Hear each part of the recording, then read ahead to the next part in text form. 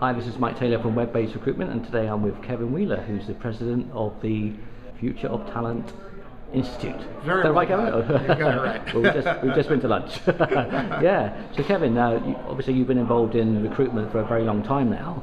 I'm interested in your thoughts in terms of mobile and video from a US perspective.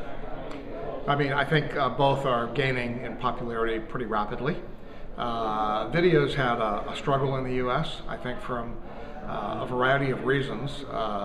Some legal or perceived legal issues around being able to use video of people, because we sort of have this prescriptive legal concept that you can't really see the person that you're evaluating. Right. Yes. I think we've overcome that at this point.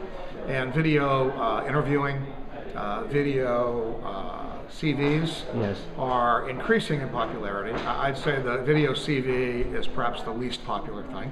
But video interviewing is gaining both synchronous and asynchronous. Yes. I think there's a lot of popularity. A lot of companies are growing in that space pretty significantly. Yeah.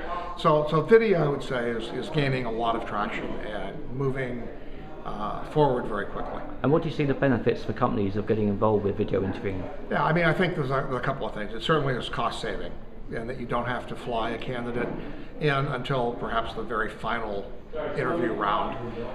So you can do evaluation of candidates by having them submit a video interview, or doing it with Skype or over the internet in some way that you get to see the candidate and they get to see you, but you don't have to incur the expense of bringing them out. So that's one advantage. The other advantage is the ability to record that and have a variety of people look at that candidate and listen to the interview and evaluate them. So you can get a broader scope of people looking at that and evaluating the candidate. And you don't have to worry about scheduling the interviews, which is typically the most difficult thing for American firms. So those are the two big advantages of it. So very much part of the screening process. It's very much part of the screening process. That's really where it's used primarily. Okay. And moving on to mobile or mobile. Mobile, whatever you call it. It's in its infancy in the U.S. I think that the companies that are really using it well, like Pepsi and AT&T to some degree, are doing some really innovative and creative things in mobile. There's no question that it's going to be a significant player over the next few years, but it's just getting started. I would say there aren't a whole lot of good apps yet that you could really say this makes a lot of sense for recruiting. It's more in the branding, employment branding and awareness stage. So you can put out little branding video clips, or using a lot of the location-based devices built into the phone, the GPS stuff. So when you're at a Pepsi dispenser and you buy a can of Pepsi, it might say, oh, by the way, if you're interested in a job, watch this little video. And so there's a lot of things that you can do with it based on location stuff. You walk by a Pepsi store or a Pepsi distributor, it might say, we have these jobs. So there's a lot of things you can do that are kind of novel, but I don't think anybody's figured out yet what's really gaining traction and going to be really effective. It's in a huge experimental stage. I think everybody is convinced it's going to be very significant.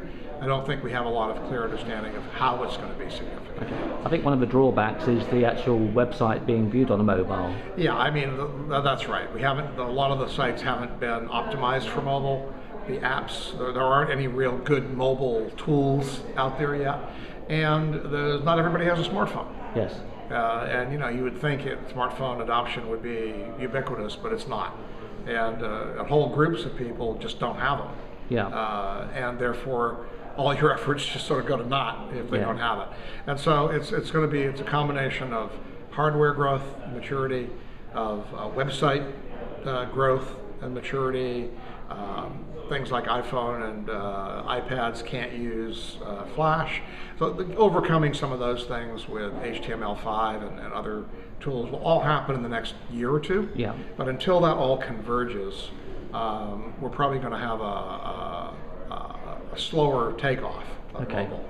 So it's early days, but it has a bright future. Oh, a tremendously bright future. It's a great, and to get into it now is great, because your learning curve will be a lot shorter and you'll be a lot wiser. Yeah. So I tell everybody you should be dabbling in it, but neither from a recruitment perspective, you're not going to recruit a lot of people from it, and from a mobile phone provider or mobile technology provider, you're probably not going to make a lot of revenue from it yet. Right. But it's going to come very quickly. Okay, well, it's fantastic. Thanks very much for your insights. You're welcome. And I hope you enjoyed your time in the UK. That's been great. And, Always is. Yeah. Have a good trip back. Thank you. Bye-bye. Thank you.